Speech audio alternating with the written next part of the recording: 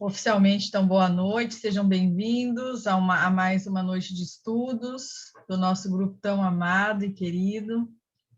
Hoje temos, antes da prece, uma surpresa para todos, que foi também para nós, porque o nosso poeta há pouco nos compartilhou conosco uma mensagem, uma poesia linda, em homenagem a Kardec, o Lincoln.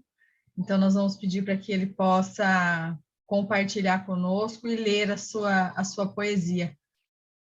Em homenagem a Allan Kardec, nos 153 anos de sua desencarnação, que foi recordada em 31 de março de 2022.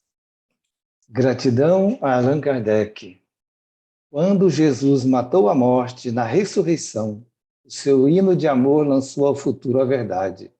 E Allan Kardec acendeu as luzes da codificação, desvendando os palcos da vida na imortalidade. No campo de batalha dos corações conturbados, onde repousam profundas raízes do materialismo, as sementes da ciência e da filosofia são adubadas pelo Evangelho redivivo no lume do Espiritismo. Salve Allan Kardec, além das fronteiras da França, abraça toda a humanidade com amor e esperança, e a fé inquebrantável em todas as mentes reverbera. Junto à doce Gabi, cumpriu a sua honrosa missão, e com o lema "Fora da caridade não há salvação", prepara com Jesus o amanhecer de uma nova era. Obrigado. Então, para que nos conduza no resumo do capítulo que nós iremos estudar essa noite, nós vamos convidar a nossa querida Ângela. Seja bem-vinda. Obrigada, boa noite, Laudes, boa noite, amigos queridos. Já estava sentindo falta desse nosso momento, e hoje nós vamos então ter essa incumbência de trazer o resumo desse capítulo, que nós podemos dizer que é um capítulo de peso, né? Porque ele vai tratar de questões extremamente importantes. E nós gostaríamos de propor, então, para falar desse resumo, nós traremos ao sabor das nossas emoções, as lembranças dele, e nos ateremos a alguns pontos específicos daquilo que julgamos fundamental, que está colocado aqui pelo benfeitor. E aí vamos lembrar que a reunião que houver acabado naquela instituição, no capítulo anterior, quando a Vânia nos trouxe, ao final daquela reunião, quando os trabalhadores, os mentores da instituição preparavam aqueles trabalhadores para que na madrugada fossem trazidos, né, em desdobramento para aquela que seria uma reunião especial, como o benfeitor coloca, que se iniciaria na madrugada. Além dos dois médiuns, diz Filomeno, que estariam também os dialogadores e o nosso irmão Anacleto, que fora o desencadeador, na verdade, do processo grave que estava em curso ali. Aos poucos foram chegando, então, aqueles que participariam dos trabalhos, foram sendo despertados, e às 2h, todos já se encontravam no local para o trabalho. E o mentor explica, então, ali do trabalho, que pensamos que logo mais deveremos ter entre nós o Rabino Eliakim Ben Sadó. Ora, estava inteirado de todas as providências defensivas que aquela instituição estava recebendo, e que assim ele se sentiu agredido, e logo então ele surgiria à frente com todo a sua tropa e desafiaria-os a um enfrentamento mediante aqueles recursos, as armas da maldade e da destruição que estavam acostumados. Então, mal ele terminou essa frase, o mentor, se ouviu essa voz estridente que vinha de fora da instituição, que era aumentada por um aparelho especial que convidava para que o mentor saísse dali e que enfrentasse, dizia essa voz, as consequências do seu ato, esse ato de revide contra aquilo que ironicamente ele chamou de forças de salvação da humanidade. Assim eles se intitulavam, aqueles que salvariam a humanidade. Se criou então essa balbúrdia, né, e chegava a audição daqueles que estavam ali de forma ensurdecedora. Era um vozerio em desespero, eram instrumentos tribais, principalmente ao som continuado do chofar, aquele instrumento que no capítulo anterior foi, o benfeitor nos coloca, né, que era usado naqueles rituais, e que a Vânia nos trouxe também. E essa voz, que era carregada de acento hebraico, ela repetia esse convite para que o mentor saísse. Até o momento, então, que ele destacava a palavra covarde, se referindo à mansuetude de Jesus, chamando isso de covardia. Uma série de provocações eram feitas ao benfeitor e ele permanecia em paz, né, concentrado, sem demonstrar qualquer reação. E dizia aquele agressor, aquele invasor, que a coragem daqueles que estavam ali, os seus asseclas, elas eram somente manifestadas mediante a traição. E aí ele se reporta aos métodos usados na Santa Inquisição. Então, dizia ele, ali naquele momento, envolto em gargalhadas, em ofensivas, que naquele momento eles estavam sendo traídos, né? Que eles haviam sido enganados. E as vibrações de compaixão que o benfeitor, que o Dr. Bezerra oferecia, fazia com que na direção dele se distendessem essas vibrações de compaixão. E nesse momento, então, diz ele de forma irônica, que se o cordeiro não enfrenta o desafio, então o lobo entraria para devorar o rebanho. Ali se fez um silêncio repentino e logo em seguida, então, aquelas ordens, aqueles sons estranhos, semelhantes a antigos carros de guerra, se fizeram presentes.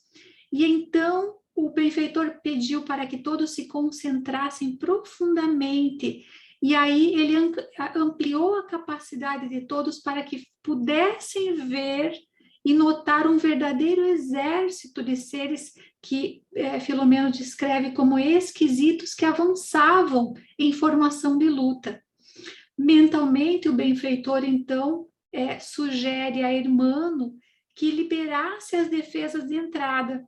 E aí, então, a tropa avança em ofensiva, atrás de um carro de constituição ridícula, algo até fantasmagórico, e também simultaneamente militar. E ali estava o Rabino. E a estratégia dele consistia justamente em penetrar as defesas daquela instituição, né? E ali estando, o grupo se adentrou pela sala de conferências. Logo, então, foi seguido de um cortejo que conduzia aquele chefe. É nesse momento, então, que o Dr. Bezerra de Menezes transmitiu ao diretor da instituição a ordem para que fechasse o acesso da torre de vigia, que havia sido também preparada, como nós vimos no capítulo anterior, e que fossem disparados aqueles dardos em quantidade, impondo recuo ao restante dos invasores. Essa cena, nós vemos, faz com que aquele rabino que estava dentro daquela defesa, junto com os seus melhores combatentes, diz o benfeitor Bezerra que isso era o mais importante ali naquele momento. Foi expressiva a movimentação, aqueles invasores exudavam emanações morbosas que exteriorizavam um odor pestilento, junto com cães, com lobos, de diversas formas ali que resguardavam o grupo.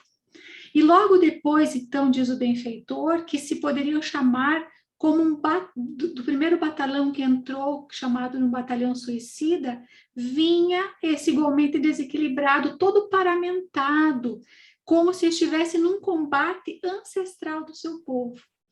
Havia uma nuvem escura que os encobria, própria da emanação psíquica deles, defluentes.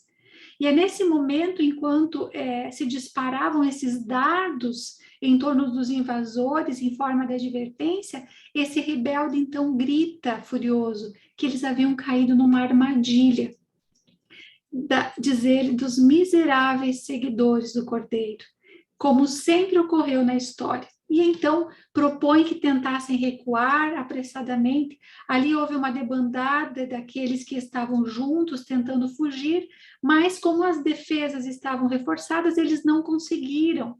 Alguns, então, alguns ao mesmo tempo que estavam ali, vestidos também à maneira passada, em atitude guardiã, em torno do imenso recinto. Aqueles que estavam ali, os trabalhadores, emitiam vibrações de amor, e eram aqueles cavaleiros da Ordem dos Templários que estavam auxiliando a fazer a proteção daquele ambiente. Naquele momento, erguem as mãos num hino de louvor a Jesus e começam a cantar uma exoração feita de compaixão e de misericórdia. Nesse momento também começam a chover gotas luminosas e fluidos superiores que caíam sobre aqueles rebeldes e os acalmavam também. A balbúrdia vai diminuindo, né? E em breve tempo, então, aquela aparelhagem que conduzia o chefe era apenas aquela que se destacava. Se aproximando do furioso invasor, o Dr. Bezerra, então, diz que estava o convidando para um diálogo fraternal. Mas diz aquele rebelde como ele poderia dialogar com o inimigo, se ele vinha ali para combater e não para parlamentar. E aí o desejo dele era de extinção dos infames destruidores da fé judaica. E ele vai descrevendo ao longo da sua fala toda essa conjuntura, toda essa imagem mental daquilo que ele via, de como ele entendia aquele momento, aquele encontro. E aí, naquele momento, esse atordoado visitante, diz o benfeitor Filomeno, se apresentava em expressivas deformações perispirituais. Os seus olhos emitiam raios morbíficos, típicos do mal. E à medida que ele falava, ele irradiava ondas escuras que eram diluídas, na realidade, pelos fluidos luminosos do Dr. Bezerra de Menezes. E diz o Dr. Bezerra que não seria ele quem iria parlamentar, mas aquele, porque ele reconhecia a sua própria pequenez. Vejamos aquilo que o Dr. Bezerra falou. E na falta de mérito, diz ele, alguém de mais alta significação estaria ali entre nós. E é ali naquele momento, então, uma voz, como ele diz, mais autorizada do que ele, viria a ter com todos em nome daquele que aquele irmão repelia veementemente. E é nesse momento que a claridade ambiente foi tão intensificada e surge, então, o espírito elevado de Francisco de Assis, vestido com a simplicidade dos seus hábitos medievais.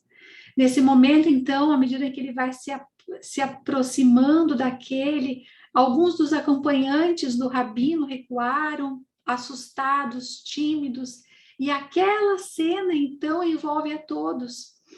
E nesse momento, com uma voz, diz Filomeno, inovidável, diz o pobrezinho de Assis: louvado seja o Senhor por todas as coisas, inclusive pelo sofrimento e pelo desespero dos que se apresentam como infelizes, e especialmente pelos que o renegam, se referindo então àquela dor, aquele sofrimento daquele que estava ali, daqueles rebeldes. E diz Francisco de Assis: a doutrina que os homens têm seguido não é a dele, mas a das paixões humanas. Ele que abençoou a cruz da vergonha, tornando-a asas angélicas de libertação, jamais concordaria com qualquer atitude que ferisse os seus postulados de amor indiscriminado. E aí ele vai descrevendo tudo aquilo, uma série de eventos, quando Jesus, na sua misericórdia, ofereceu as mãos socorristas à mulher equivocada, à adúltera condenada pela lei, a cura aos leprosos, então a cura ao corpo, à alma, e nunca também nunca se olvidou de tratar daqueles representantes do Sinédrio, que o buscaram no silêncio da noite. Descrevendo e falando tudo isso, Francisco de Assis vai conduzindo suas reflexões e diz ele que, não medindo, então, nenhuma reação dos governantes, dos dominadores terrestres, Jesus permanece acima de todas as governanças e presunçosas autoridades, esperando-nos a todos, porque o seu fardo é leve, o seu jugo é suave. E é nesse momento, então, de libertação, que ora estava ali, diz ele, soa para o querido irmão, enganado pela soberba humana e pela equivocada postura de dominador, que é incapaz de dominar as próprias paixões. E ao descrever tudo isso, Francisco de Assis diz que poderia compreender a dor também dele, porque um dia, diz ele, todos estivemos diante dessa alternativa, Deus ou o mundo. E tudo quando é do mundo, diz ele, no mundo fica. Somente nos acompanha o que é de Deus e dele procede. E esse discurso de Francisco de Assis, essa fala amorosa que vai conduzindo aquele, diz ele naquele momento que não deveria recalcitrar contra o aguilhão, aferrando-se às atitudes perversas daquele que o maltrataram, iludidos pelo mundo mentiroso, falsamente representantes de Jesus, como aquele entendia que eram os representantes de Jesus que houveram ferido, machucado. E no momento ele explode, então, num urro de desespero e ódio e vai retrocedendo, vitimado por aquelas dores, à fogueira que lhe consumiu o corpo já no distante século XV. E diz ele que nunca esqueceria aquilo, que ele odeia esse cordeiro, né? Ou melhor, esse desordeiro, Jesus e os seus asseclas, que ele havia escolhido um exílio espontâneo para ficar, aonde ele se organizava com as forças da vingança e permaneceria contra aqueles que o pretendem trazer de volta, pois que eles preferiam o mundo como é, com as suas malícias e crueldades, desassossegos e paixões pelo prazer. E ao mesmo tempo em que ele vai descrevendo toda a dor, todo o rancor, toda a angústia que ele caracteriza, diz ele, o tempo tem me sido grande amigo, permitindo-me trabalhar na manipulação das mentes de que me nutro, e a muitos dos nossos companheiros sustentam, e que também se comprazem na inspiração que lhes transmitindo, ajudando-os a sair da penúria, do sofrimento e da desgraça que os desnorteiam, aqui referindo às táticas a que eles se entregavam na condução dos seus propósitos de destruição. E volta novamente o nobre Francisco intervindo, que era um engano cruel aquele, que como ele poderia entender, né, como pode a Terra, que é tão rica de concessões e de beleza, num universo de harmonia tão grande, haver sido criada para a desgraça do ser mais elevado que habita, que é a natureza humana. Como que ele poderia, como a paternidade divina poderia ser destrutiva, desde que ela é a causa de tudo que existe? Diz ele, será crível que a perfeição produza a degeneração e o desar, que eleja pequeno grupo como sua prole e descarte toda a humanidade que o não conhece e não tem culpa da própria ignorância? E diz ele, o Pai que Jesus nos trouxe é todo amor e misericórdia. E então diz ele que todos procedemos do mesmo útero divino. Descrevendo tudo isso, nesse momento, então, que acometia o desespero daquele rabino, diz ele que tudo eram apenas palavras sem significado para ele. Ele dizia que vinha para a luta e não para ser aprisionado. E assim, como desejassem que ele mudasse a opinião sob a injunção de forças de opressão, assim ele se sentia. Descorrido mais um longo discurso, mais um embate de ideias. Naquele momento, então, é ordenado que se abrissem. Ele pede, então, ele exige que o deixem sair e solicita-se, então, que as defesas sejam diminuídas. Mas antes que ele chegasse ao pórtico de saída, eis que um cone de luz ali se aproxima dele. E naquele momento, então, chega, antes, porém, de alcançar aquela aduana, se aproxima dele uma voz de incomparável beleza que o interroga. Para onde segues, meu filho? Que te fizeste a ti mesmo? Só há um caminho a seguir, que é o do amor. E nesse momento, então, se condensou sobre a forma humana um belo espírito que avança na direção, vindo do lado externo, e estende os braços para ele. Diz ela: ele é aqui, meu filho. Há quanto tempo nos separamos um do outro? Venho buscar-te, porque não há céu para mãe alguma cujo filho padeça nas labaredas da infelicidade. Não compliques mais o teu destino. Sou eu, tua mãe, Sara, que também foi martirizada contigo, mas perdoou aqueles que nos tentaram aniquilar sem o conseguir.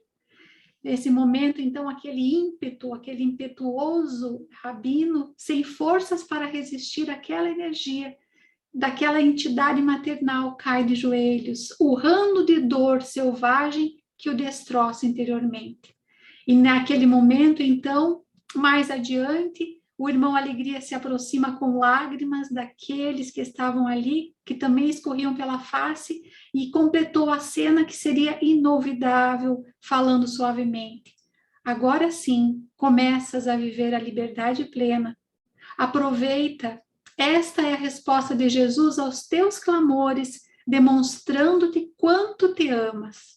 E ela profere, então, ao final, uma bela prece, e todos igualmente, o próprio Francisco de Assis, depois de breves palavras de afeto e gratidão à irmã e ao Dr. Bezerra, acompanhados pelos irmãos, retorna à esfera feliz de onde procede.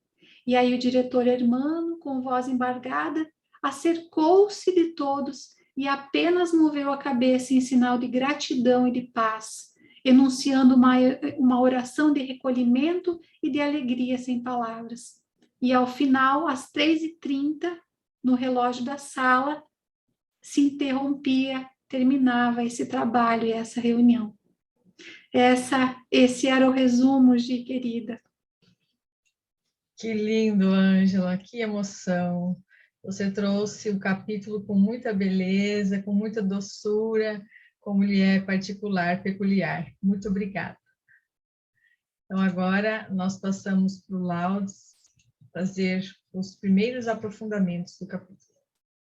Queridos amigos, nossos votos de alegria e de emoção, não é?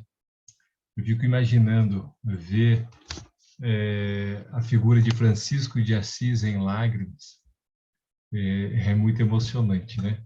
Pensando o valor, né? O quilate daquele momento em que muitos espíritos tiveram a oportunidade de estar participando do lado desses trabalhadores. E falar nesse lado, algo que me chama muito a atenção nesse capítulo, porque para mim foi o capítulo que realmente marcou não só o livro, mas marcou a minha existência das lavras literárias que a gente faz a leitura de um momento realmente inesquecível. Porém, quando nós pegamos para estudar o capítulo, tem alguns pontos que vale a pena a gente destacar. Primeiro, que nesse momento em que são convocados para essa reunião, muitos que estão participando da reunião são espíritos também encarnados, que despertam neste momento. Ou seja, estão convocados ao trabalho, como a realizamos em uma sessão mediúnica. e sabendo que após a reunião mediúnica, todos nós mantemos o nosso trabalho vinculado no plano espiritual.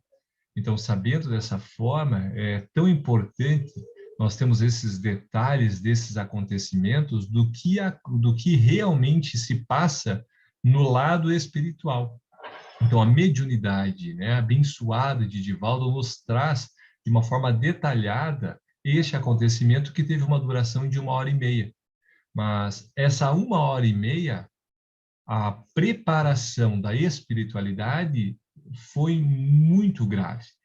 Agora, eu fico pensando, dos espíritos encarnados, aqueles que tiveram a oportunidade ou estiveram sido convocados a esse trabalho, estávamos, de repente, preparados se nós estivéssemos sido convidados a essa tarefa, a ter as nossas melhores energias naquele dia, a produção mental, de conduta, para poder estar auxiliando nesse trabalho? Porque quando imaginamos uma defesa dessa casa espírita, dessa instituição que estava recebendo, não é? Aqueles espíritos que vinham de longe, intimidando pelo chofar, né? Eu fico imaginando o barulho, vários chofares, né? Fazendo aquele barulho como se aquela multidão tivesse vindo ao ataque. As defesas espirituais protegendo, e de forma que eles sabiam que realmente a casa espírita está protegida. Eles tiveram, então, o preparo para trazer os seus armamentos para a destruição, né? A tendência seria realmente o quê? Invadir. O lobo iria entrar para devorar as ovelhas. E quando ele vai, a sensação de realmente conseguir penetrar, suas forças conseguiram vencer. Mas não se deram atenção que houve uma permissão dessas defesas, porque paremos um pouco e analisemos, os canhões realizavam a partir de então dardos de advertência àqueles espíritos, advertência de dardos talvez eletromagnéticos para fazer com que os seus corpos perispirituais recebessem a carga energética e paralisassem um pouco o ataque, para que eles pudessem sossegar um pouco os sentimentos de agressividade. Mas imaginemos as torres preparadas, um armamento espiritual preparado pelos espíritos superiores, para poder controlar aqueles espíritos ainda selvagens para as agressões daquele evento que estava ocorrendo. Então, os espíritos apresentavam os seus próprios armamentos para o controle, porque se não houvesse as dificuldades para controlar esta massa. Então, para que nós possamos também refletir no mundo em que nós estamos habitando, nas múltiplas diferenças que todos nós entendemos em relação à ética moral, a necessidade ainda que todos nós temos para controlar, às vezes, espíritos atormentados sem o mínimo grau de raciocínio de uma igualdade, fraternidade, solidariedade ou, enfim, sentimentos mais nobres. Quando avança, algo que também me destaca para as reflexões é que a maior energia que então seria destinada àquele grupo se dá pelos cavaleiros templários que estão preparando e protegendo essa região de trabalho, porque quando imaginamos as defesas da casa, está mais fortalecida porque um grupo destes cavaleiros templários estavam ali também auxiliando nessa proteção. Quando eles começam a formar as suas preces, vibrações de amor como pétalas caem, envolvendo todos aqueles. E a vibração do amor é aquela que realmente vai trazer a serenidade, mas daqueles espíritos que já estão lá dentro, já estão recebendo as altas cargas vibratórias de amor. E esses cavaleiros templários é tão interessante para que nós possamos recordar no livro No Rumo do Mundo da Regeneração, também há uma citação de Hugo de Paynes, que é o primeiro cavaleiro templário. Então, quando nós pensamos dos cavaleiros templários ou os cavaleiros pobres de Cristo, que vamos fazer uma análise um pouquinho a respeito destes cavaleiros, nós vamos perceber que eles realizavam os seus votos de castidade, de obediência e de pobreza.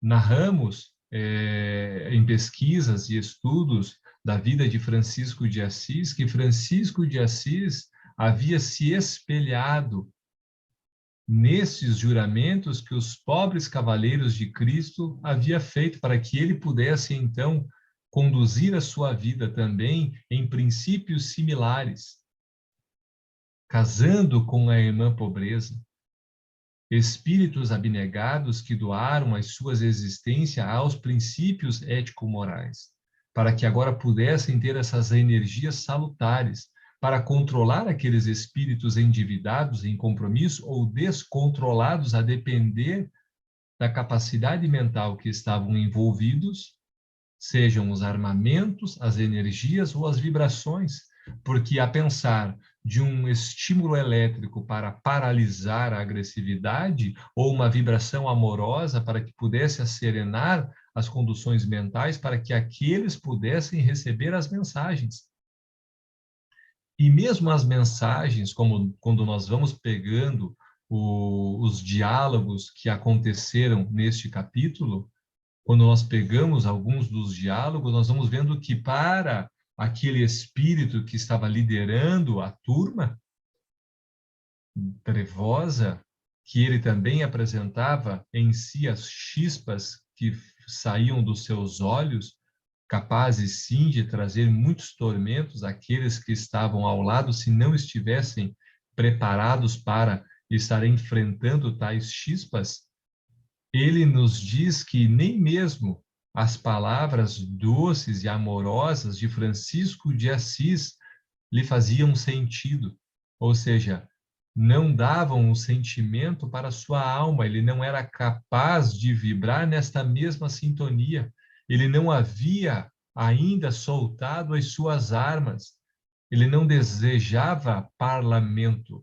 ele não queria parlar, não, ele queria lutar, ele estava armado para acabar com aqueles covardes e acabar tentando, através do seu conhecimento, ainda na ignorância, extirpar a vida, sabendo que isso seria impossível, mas tentar então dominar, fazer com que o seu domínio ocorresse com aqueles seguidores de Jesus. E quando ele se vê, ele vê aprisionado em cargas energéticas das quais ele não tinha o controle e não conseguia sair. Por mais que ele tentasse, as vibrações lhe dominavam. As vibrações de amor fizeram com que eles pudessem escutar. Imaginemos um diálogo mesmo em uma reunião mediúnica, quando o espírito atormentado vem apresentar a sua comunicação. Há um momento onde as vibrações e a preparação do ambiente permite com que aquele espírito sinta ou tenha um momento para que ele possa escutar a mensagem do doutrinador.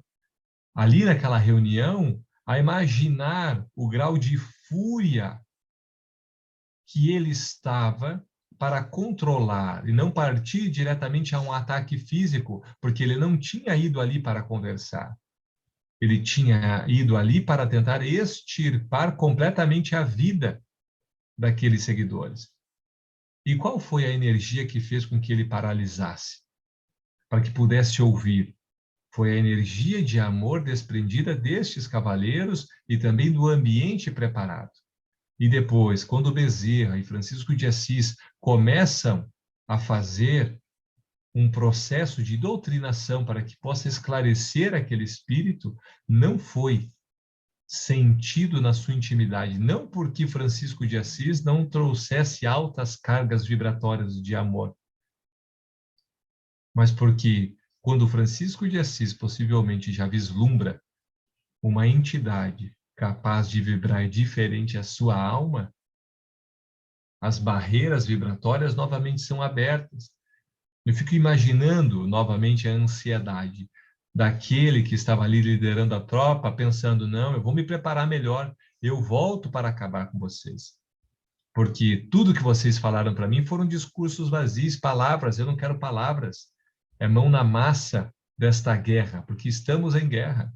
A lembrar-nos do alerta recentemente revivido, 4 de abril de 2004, quando os espíritos de judeus e muçulmanos alertaram Divaldo que a guerra iria cada vez ficar mais grave a respeito da união dessas duas massas para vencerem aqueles seguidores de Cristo, para que a mensagem de Cristo fosse cada vez mais vulgarizada, deturpada completamente os princípios morais da sua mensagem.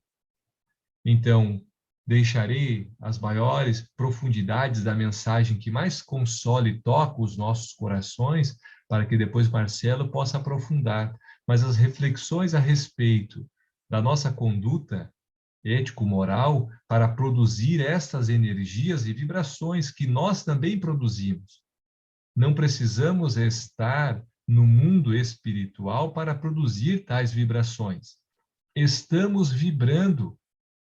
A célula mantém as suas movimentações atômicas através do elétron, do próton e do nêutron, mas a saber que o nosso espírito carrega vibrações que podem estar encharcadas, seja no materialismo, seja nas funções negativas, viciosas, deturpadas, apaixonadas, mas também seremos capazes de produzir vibrações de amor aqui na Terra. Porque o corpo, apesar de estar ligado no espírito, a vida que estamos tendo aqui é uma vida espiritual, porque é o espírito que comanda a carne. Logo, esse espírito está aqui também a produzir estas vibrações. Somos capazes de estar vibrando, a depender da nossa conduta moral e ética da nossa existência. Então, quando estamos assumindo um compromisso perante a nossa própria vida, não digo perante ao espiritismo, porque o principal compromisso é perante a nós mesmos. Nós, de uma maneira aonde o raciocínio nos embasou a razão e construímos a nossa fé, o compromisso primário é para com a nossa existência. Dessas reflexões, podemos trazer quais são as ferramentas, a vontade, o esforço que estamos desprendendo para fazer com que esses compromissos realmente sejam válidos, para que o momento em que fomos convocados para uma reunião de tal magnitude, possamos estar vibrando em sintonia, em ressonância com espíritos deste quilate. Porque reunião de tal magnitude também pode ocorrer na nossa casa espírita. No desprendimento do sono, na noite de hoje, todos nós poderemos ser convocados, porque não podemos desprezar que somos 200 almas vinculadas com um objetivo, produzindo uma energia salutar em comum. E não estamos desamparados da espiritualidade. Então, este capítulo vem nos trazer que estes enfrentamentos ocorrem diariamente. Estamos ainda em uma guerra. Então, precisamos também estar preparados. Muitos desses canhonaços, como nos traz Manuel Filomeno de Miranda, precisa vibrar de forma que controle esses espíritos atormentados. Mas nós precisamos também ter as energias salutares para oferecer, porque muitos dos irmãos que ladeiam ou ombreiam conosco, às vezes, o dia a dia, também necessitam destas doses, não só anímicas, para reviver aqueles espíritos tão necessitados, mas aqueles encarnados que jornadeiam conosco. Então, o alerta principal que gostaria de trazer às nossas reflexões são exatamente essas, que existe um amparo, uma proteção, existe um grupo de espíritos que protegem a nossa casa espírita, os nossos grupos de estudo que estão conosco para estes enfrentamentos. Mas os enfrentamentos irão ocorrer e ocorrem diariamente, pois estejamos preparados, porque essas batalhas estão acontecendo no nosso dia a dia. Divaldo nos trouxe um alerta em 2012, dizendo: meu filho, eu vejo muitas vitórias das trevas acontecerem por invigilância e por vidas dedicadas às futilidades. Pois estejamos alertas ao chamado do Cristo. Atentai, vigiai, orai. Mantenhamos as mãos na charrua, vibrando na mesma sintonia, porque todos nós fazemos parte desta orquestra que estamos formando na coluna espírita que voluntariamente escolhemos. Seriam essas as minhas considerações. Muito obrigado. Obrigada, Laudes. Então, agora nós passamos para o Marcelo dar continuidade aos apontamentos mais profundos desse capítulo. Marcelo, está contigo a palavra. Muito obrigado, Gisele. Muito obrigado, Laudes. E a nossa Ângela, que de uma forma tão especial nos trouxe o capítulo quase que integral com a sua amorosidade. Laudes, você aprofundou de forma preciosa. Talvez pouca coisa eu tenha a acrescentar. Você discorreu sobre estas situações que acontecem. Me lembro do que você mencionou logo no começo, a respeito da reunião mediúnica, e bem no começo do capítulo, nós vemos que algumas casas foram visitadas, não todas, para este recrutamento daqueles que iriam participar desta reunião, aqueles que estavam encarnados nesta situação que se deu no capítulo, significando dizer que nem todos estamos preparados.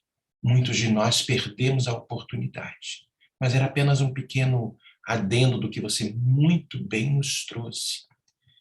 Vejamos uma coisa muito interessante, e o Laudes foi muito feliz falando da amorosidade de Francisco de Assis. Será que ele não tinha os galardões de bondade, de paciência, de benevolência que nós imaginamos? Obviamente que não. Obviamente que tinha, perdão, melhor dizendo. Oh, meu Deus, apaga, então a Di vai fazer uma edição depois. Tinha tudo isso e mais um pouco. Ele era a bondade em pessoa. Mas existe algo que vai além destas situações. Eu me lembro tentando fazer uma pequena comparação com esta tentativa que Francisco de Assis começou nesse diálogo com o Rabino Eliakim, e uma vez conversando com o Divaldo, estávamos numa palestra, não foi comigo, foi uma conversa que ele teve com outras pessoas, mostrando estas questões da reunião mediúnica, que vai começando a haver uma pequena diluição. Nós, às vezes, estamos ainda cristalizados numa determinada ideia, não abrimos mão, não damos o braço a torcer, mas, aos poucos, todo aquele conteúdo começa a raciocinar. Laudes nos trouxe a respeito de todas aquelas emanações vibratórias do amor que começaram a sensibilizar muitos que estavam ali. Francisco de Assis chega e a sensibilização foi muito grande, embora o objeto principal, o alvo principal, ainda mantivesse-se de forma muito arraigada aquelas questões relacionadas ao ódio, à vingança, ao não perdão daqueles que foram com seus algozes no passado. Mas quero crer que toda aquela ambiência, aquela preparação, aquela fala de Francisco serviu para intimamente, quero crer, para balançar talvez os pilares daquele espírito, mesmo que ele tenha se mostrado intransigente. Há uma pequena diluição, era o que Divaldo talvez num determinado momento falou. Há na obra Há 2000 anos um diálogo que muitos de vocês sabem de cor e salteado, quando o senador Públio Lentulus vai visitar Jesus a pedido da sua esposa Lívia, porque Flávia, sua filha, estava doente. Muitos de vocês se lembram dessa situação. Jesus teve uma conversa com o senador E eu trouxe um pedacinho aqui da conversa, que eu prefiro ler para não perder a beleza desta página. Estava ali, diante de seus olhos ansiosos, estacara a personalidade inconfundível e única. Tratava-se de um homem ainda moço, que deixava transparecer nos olhos, profundamente misericordiosos, uma beleza suave e indefinível. Longos cabelos, sedosos, molduravam-lhe o semblante compassivo, como se fossem fios castanhos, levemente dourados por luz desconhecida. E ele vai nos trazendo. Públio Lentulus não teve dificuldade em identificar aquele homem. Mas tem um determinado momento que Jesus vai e se dirige a ele. Estou tentando fazer uma espécie de comparação de Francisco de Assis conversando com ele aqui. Senador, por que me procuras? E espraiando o olhar profundo na paisagem, como se desejasse que a sua voz fosse ouvida por todos os homens do planeta, rematou com serena nobreza. Fora melhor que me procurasses publicamente e na hora mais clara do dia, para que pudesses adquirir de uma só vez e para toda a vida a lição sublime da fé e da humildade. Mas eu não vim ao mundo para derrogar as leis supremas da natureza, e venho ao encontro do teu coração desfalecido. E aí ele vai, Jesus falando, não venho buscar aquele homem de Estado, com as questões do orgulho, da vaidade, dos dramas que ainda o caracterizam. Aí já é uma adaptação minha. Não, não é este tipo de homem que eu estou buscando. E ele coloca num determinado momento, soa para o teu espírito neste momento glorioso, se conseguires utilizar tua liberdade para que seja ele, em teu coração, doravante, um cântico de amor, de humildade e de fé, na hora indeterminável da redenção dentro da eternidade. Mas ninguém poderá agir contra a tua própria consciência, mostrando livre-arbítrio, se quiseres desprezar indefinidamente este minuto desditoso. Públio Lentulus escutou Jesus, nada mais, nada menos do que o mestre, e optou por um outro caminho. Será que Jesus não tinha os galardões que todos nós ansiamos possuir um determinado dia? Será que Francisco não possuía isto? Lógico que sim. Mas há um determinado fator que a natureza nos proporciona. Natureza não é a palavra. Deus nos proporciona, que é o milagre da maternidade. Vamos ver que as tentativas foram ali oferecidas. Ele talvez, como eu mencionei, quero crer, já estava um pouco balançado, mas não dava o braço a torcer. Nós não somos assim às vezes? A gente às vezes sabe o que é bom, mas a gente não dá o braço a torcer. Mas chega uma hora que através de uma figura que a divindade proporciona para que seja aquela instrumento do nosso retorno a este cenário da carne, quando bem conduzida, as mães passam a desempenhar um papel inigualável.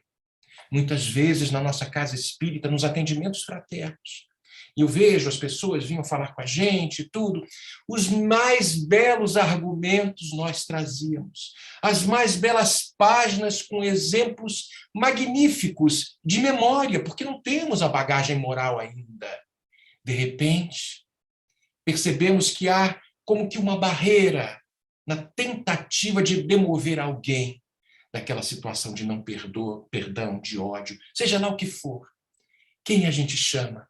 Talvez não a mais bem categorizada do ponto de vista de conhecimento da nossa doutrina, mas é mãe. É mãe e respeita profundamente esta profissão divina, se é que eu posso colocar assim. Talvez não seja a melhor palavra. Há muitas mães aqui neste grupo, muitas mães. E vocês sabem o que é lidar com seus filhos. Quando a arte da maternidade é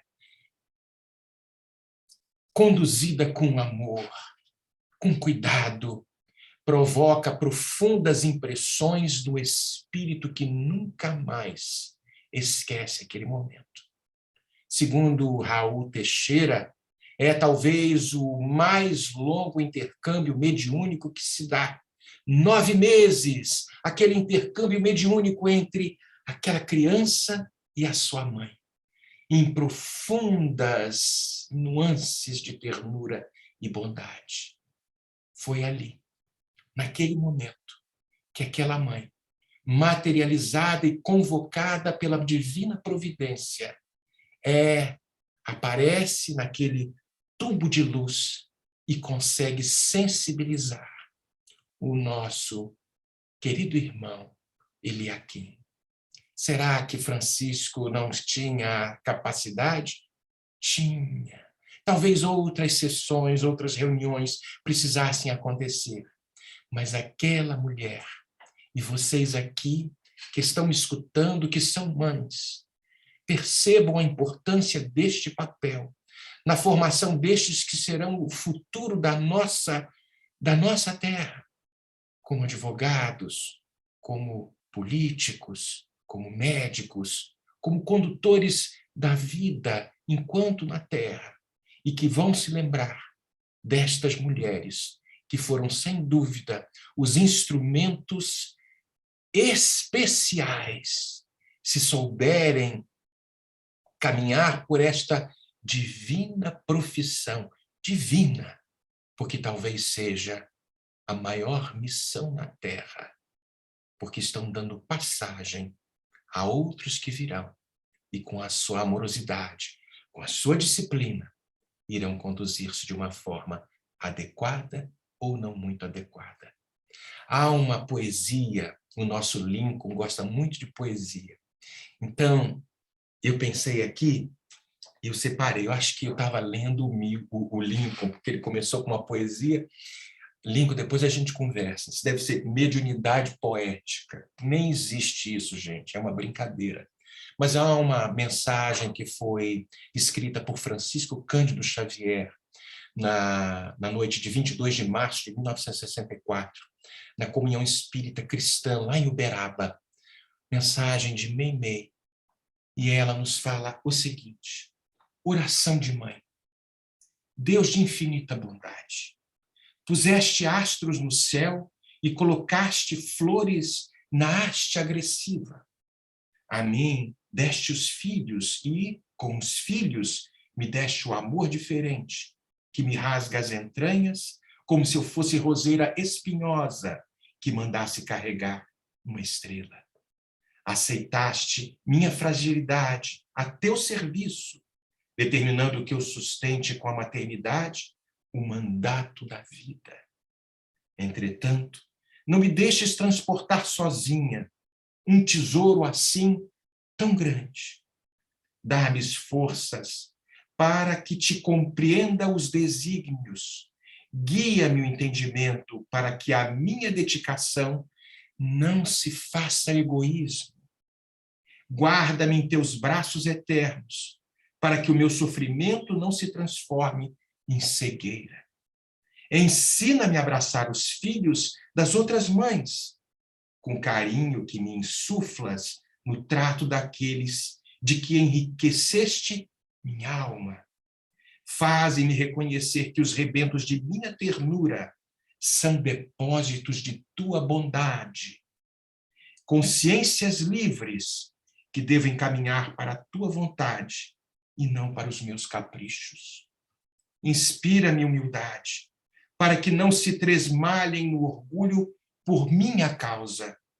Concede-me a honra do trabalho constante, a fim de que eu não venha precipitá-los na indolência. Auxilia-me a querê-los sem paixão e a servi-los sem apego. Esclarece-me para que eu ame a todos eles com devotamento igual. No entanto, Senhor, permite-me inclinar o coração em teu nome, por sentinela de tua bênção, junto daqueles que se mostrarem menos felizes. Que eu me veja contente e grata, se me puderem oferecer mínima parcela de ventura, e que me sinta igualmente reconhecida, se para afagá-los for impelida a seguir nos caminhos do tempo, sobre longos calvários de aflição.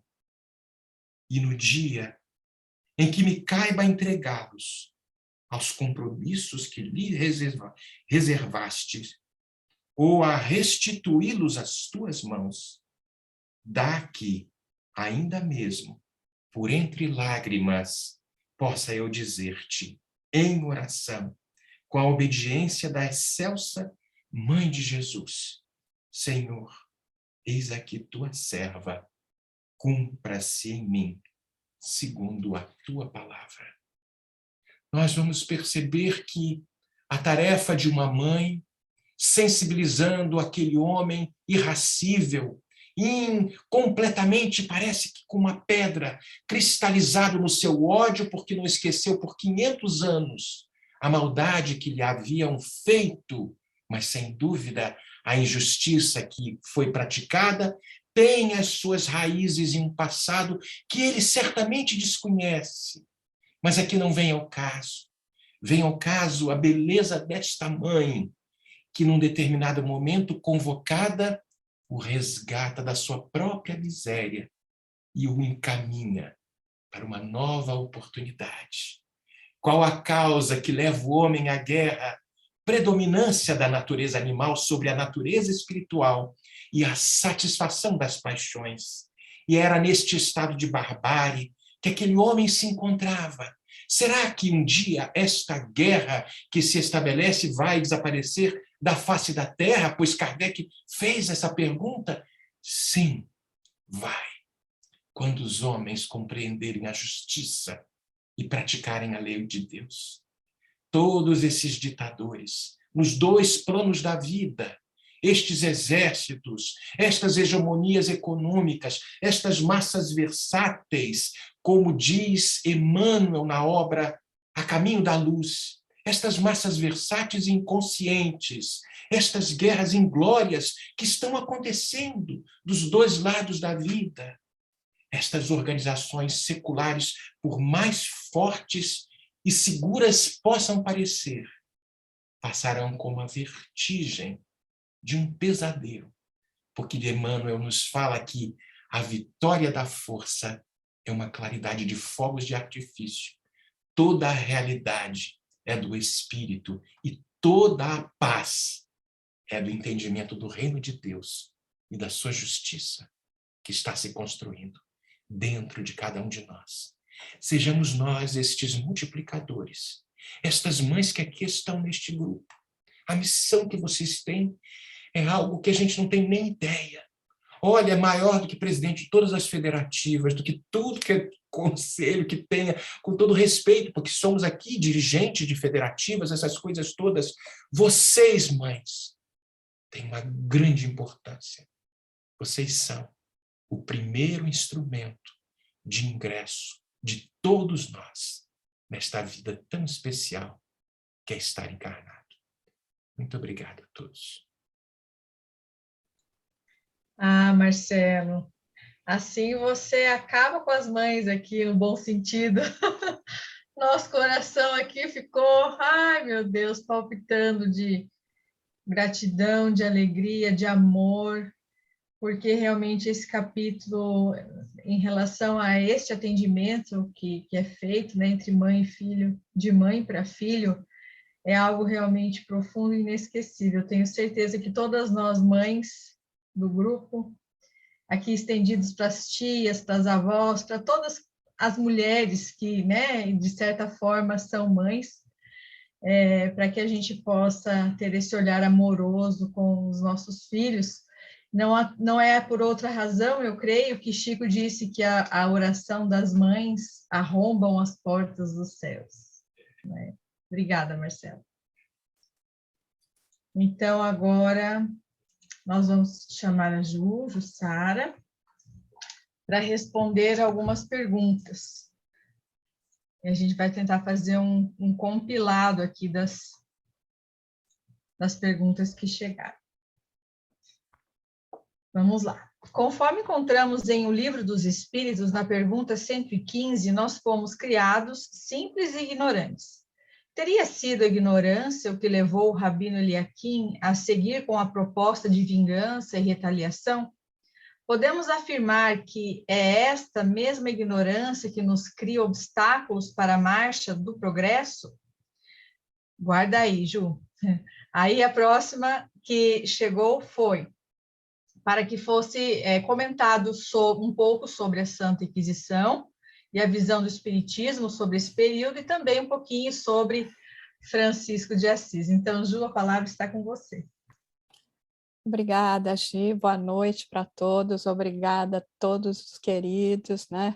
Começando pelo Lincoln, com a poesia, a oração, o belíssimo resumo que a Ângela nos fez, os esclarecimentos do Laudes, a emoção que nos traz Marcelo, e agora continuando, nós vamos seguir essas duas perguntas, na realidade, nós vamos estar contemplando as duas ao mesmo tempo, porque elas falam do mesmo sentimento, da mesma necessidade que nós temos, que é o título do nosso capítulo, o enfrentamento com a treva.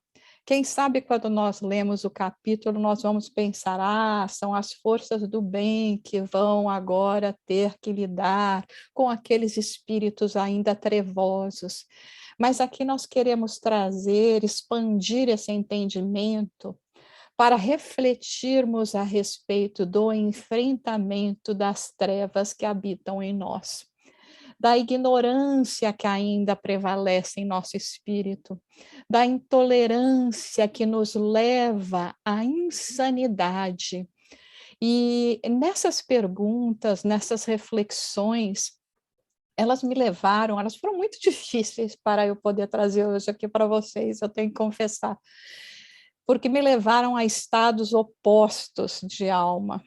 Em algum momento, aonde eu fui assolada de extrema perturbação, porque pensarmos e falarmos de Inquisição, que durou mais ou menos, até um pouco mais do que 6 séculos, aonde seguramente todos nós temos história, nem que tenha sido de espectadores omissos, que não nos empenhamos para que isso pudesse ser, ou essa insanidade pudesse ter sido retirada de nosso planeta e que perdurasse por tantos séculos e que abrangesse diversos continentes, aonde nós veríamos assim a imposição daquelas instituições comandadas pela Igreja Católica, que se sentiam no direito de combater aquilo que eles classificavam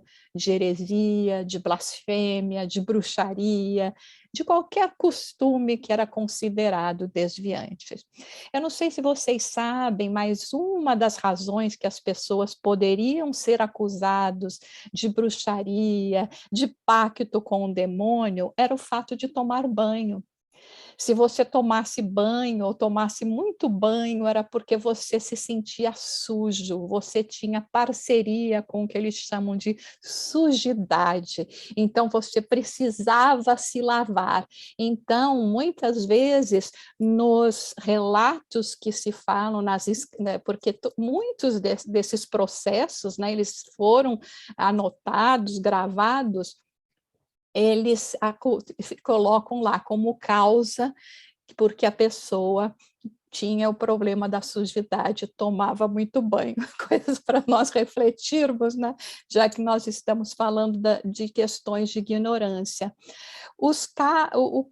Começou esse processo de Inquisição, mais especificamente, na nossa amada França, né? A França que nos trouxe a era das luzes, né? Das ideologias, dos grandes filósofos, da liberdade, igualdade, fraternidade, também foi a pátria onde começou esse purismo. E o interessante, quando nós pensamos nisso, é que mesmo a história nos mostrando a atitude refletida, a insanidade que já havia no caso dos primeiros cristãos, aqueles espetáculos dos circos, aquelas mortes por intolerância, por medo de que a mensagem de Jesus viesse a prevalecer. O que nós fizemos quando finalmente a mensagem começou a ser divulgada, quando a igreja se estabeleceu? Fizemos as mesmas coisas.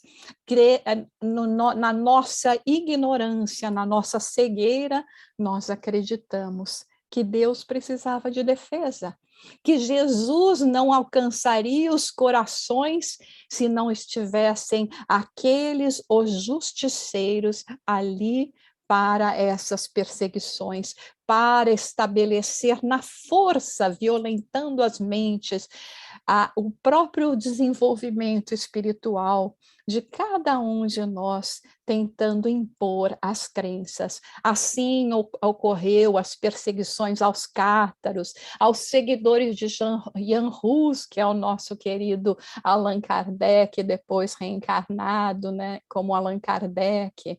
Continuou, principalmente, ainda mais presente no palco da Espanha, de Portugal, e uma das mais terríveis que aconteceu, que num dos ataques chegou a matar 9.000 almas, homens, mulheres e crianças. Ela foi coordenada por Arnaldo Amauri, né, Amauric, como se fala, aonde ele ordenou o ataque das cidades que se encontravam os cátaros, e os soldados temerosos, como é que nós vamos distinguir quem são os nossos, como é que nós vamos saber quem que nós devemos matar, quem não devemos matar, e ele proferiu uma frase que ficou para a história, mas para a história, para nós nos lembrarmos que nós não queremos também nunca mais cair nessa iniquidade, aonde ele dizia: eliminem a todos os habitantes, porque Deus reconhecerá os seus. Inclusive, eu até recomendo, existe um livro de Maria Nazaré Alvim Barros, que se chama Deus Reconhecerá os Seus, que trata a respeito dessas questões. Nós vamos também destacar aqui que a Igreja Católica ela não matava, ela não podia matar, não podia diretamente punir, mas ela delegava e exigia. Então, era assim que ela chegava aos vários locais onde haviam essas denúncias e solicitava que as penas fossem impostas pelos senhores daquela época, né, por aqueles que tinham cargos públicos, condes, barões, nessas cidades, para punir os hereges. Então, a igreja não matava, mas ela exigia que aqueles que coordenavam essas cidades assim o fizessem, e se eles não o fizessem, eles seriam excomungados e despojados de todos os seus direitos legais. Um outro fato também que pode ser intrigante, por que houve tanto a prática, né, da fogueira? A Inquisição é marcada por isso, não só por algumas questões que nós conhecemos de tortura, mas para que esses considerados hereges pudessem retratar-se, como aconteceu, inclusive, com Joana d'Arc, né? Por que eles eram levados à fogueira? Uma das teorias que se acha é que eles acreditavam que quando você queimasse aqueles hereges, porque o corpo ia ser aniquilado, ele não poderia passar pelo processo de ressuscitação.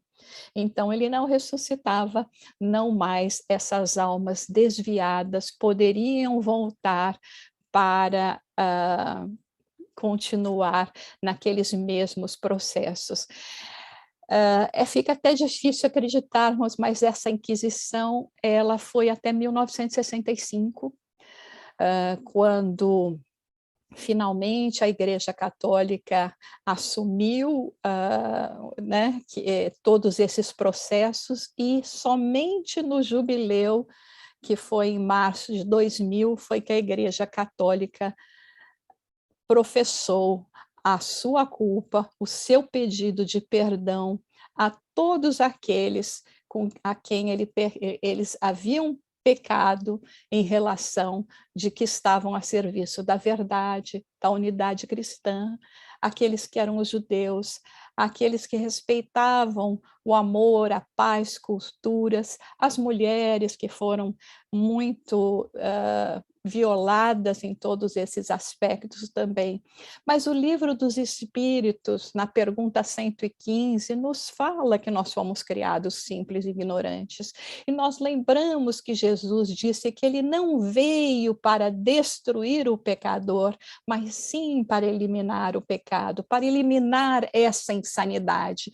O que acontece é isso, que nessa obra, em todas essas obras que nós estamos tendo a oportunidade de estudar, de refletir, de realmente aprofundar os nossos conhecimentos, nós temos que trazer isso para nós, para o nosso dia a dia. Como é que nós estamos nos colocando em relação àqueles que pensam diferente de nós, aqueles que agem de maneira diferente, aqueles que professam outras fés, aqueles que pertencem a outros países, aqueles que ainda se encontram equivocados, enceguecidos na sua insanidade, na sua ignorância, e que nós, ao invés de lembrarmos de fazermos assim uma oração, de estendermos a nossa possibilidade, o nosso conhecimento, a exemplo desses mentores e a exemplo de Francisco de Assis, que nos apresenta neste capítulo,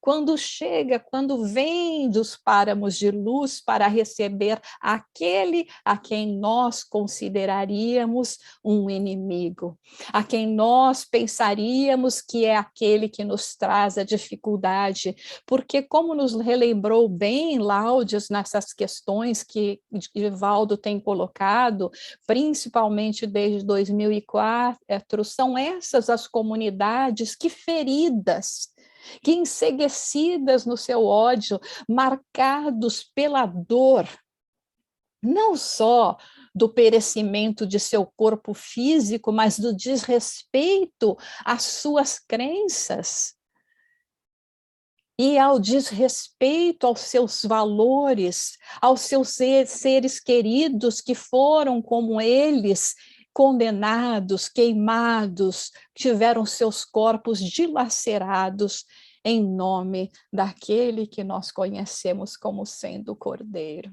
O Cordeiro de Deus, nosso Jesus, ao olhar tudo isso, com o olhar compassivo de Jesus, o olhar compassivo como nos apresentou Marcelo, quando nos fala da mãe, por que ele a ri naquele momento, curvou-se, conseguiu finalmente alcançar um momento de clareza, mas não era a clareza do raciocínio, senão a da emoção, porque quando nos colocamos diante do amor, daquele que nos olha com profundidade, conhecedores das nossas dores, dos nossos sofrimentos, e esse olhar compassivo de mãe, a alma se desnuda.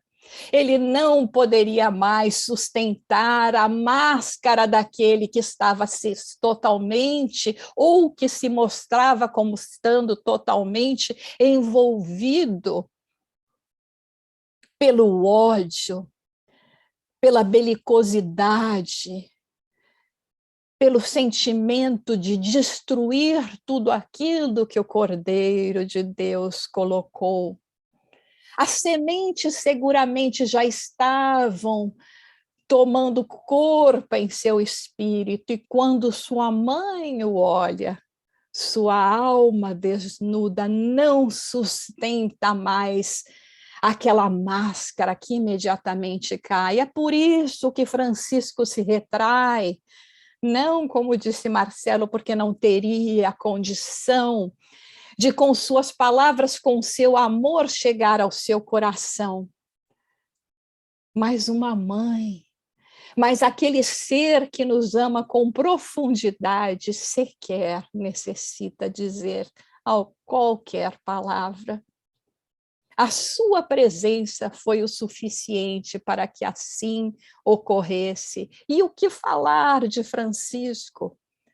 O que falar desse espírito que já conhecemos como grande desde a época de Jesus, como João, o discípulo bem-amado, que 11 séculos depois, né, reencarna como Francisco de Assis, aquele a quem muitos de nós não soubemos reconhecer na época que com ele convivemos. E hoje buscamos a essa alma luminosa, rogando que ele também venha para nos resgatar. Francisco logo compreende, entre os seus sonhos de mocidade, de alma que ainda se encantava pelos valores do mundo, que teve uma vida ainda fácil porque seu pai possuía posses, logo sente aquele anseio de alma, o chamado que ele buscou primeiro na defesa, inclusive de guerras religiosas, mas que o levaram a refletir: a que Senhor devo servir? Ao Senhor do mundo, ao Senhor dos céus, e o Senhor Jesus o chama para reconstruir a sua igreja. A igreja, esse templo que existe em cada um de nós, que é o nosso coração, é a nossa alma, a nossa centelha divina, que palpita em cada um de nós. Por isso, o nosso sentimento em relação a esse espírito, Eliahim, e todos os outros que os acompanham, aqueles que hoje ainda se detêm e procuram atingir a esse trabalho que realizamos em nome de Jesus. A eles rogamos que todos nós nos unamos neste momento em pensamento, em coração, para que eles sintam as vibrações de nossa alma, que hoje já não querem mais continuar no erro, já não querem mais enfrentar as trevas, porque essas trevas aos poucos já se dissipam pelas palavras, pelos ensinos, pelos exemplos de Jesus e aqueles emissários que ele enviou em seu nome para restabelecerem o reino de Deus em nossos corações.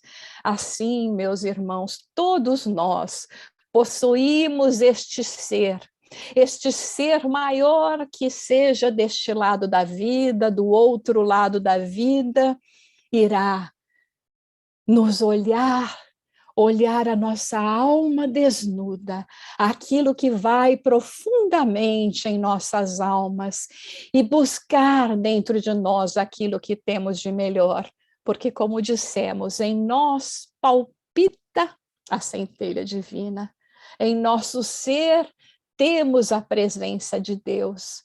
E assim, inspirados, mas também nós, nos curvando num momento de pedido de perdão, porque, como dissemos, seguramente tomamos parte nesta fase tão negra de nossa história, tão atordoada de nossos espíritos, tão enceguecida pelo poder que não representava a presença de Jesus em nós, mas sim o poder daquele que ainda busca César, daquele que ainda busca a materialidade.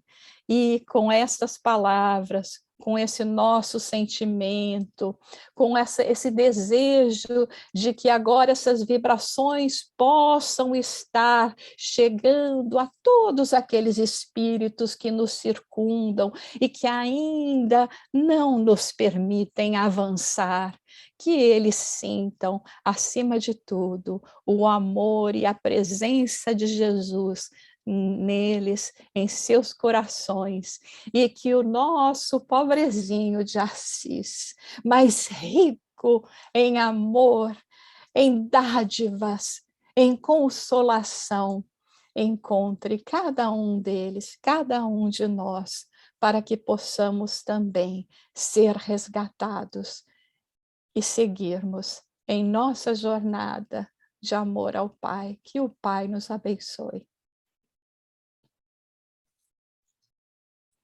Muito obrigada, Jussara, pela tua fala inspirada e inspiradora, que nos comoveu também muito. Aliás, a fala de todos hoje tem sido muito emocionante. Eu estava aqui conversando com a Eulália, ela também tem as mesmas impressões de que hoje a noite está mais especial do que nunca. Isso significa que nós realmente estamos muito bem acompanhados pelos espíritos trabalhadores de Jesus, que possamos, então, fazer jus, né, a tanto recebimento, né, tantas dádivas. E eu gostaria aqui apenas de destacar 2 pontos, um da fala da Ângela, que ela trouxe do resumo, que ela disse, útero divino. Então, nós chamamos Deus de Pai, mas eu acredito que hoje nós poderíamos chamá-lo de mãe, né? Porque todos somos filhos desse útero divino. E da fala da Jussara, quando ela fala do amor, muito me tocou quando ela disse esse olhar, quando o outro nos olha com esse olhar amoroso. Eu lembrei de uma fala da Cris Beira, que ela diz assim, que não é mais eu te respeito, eu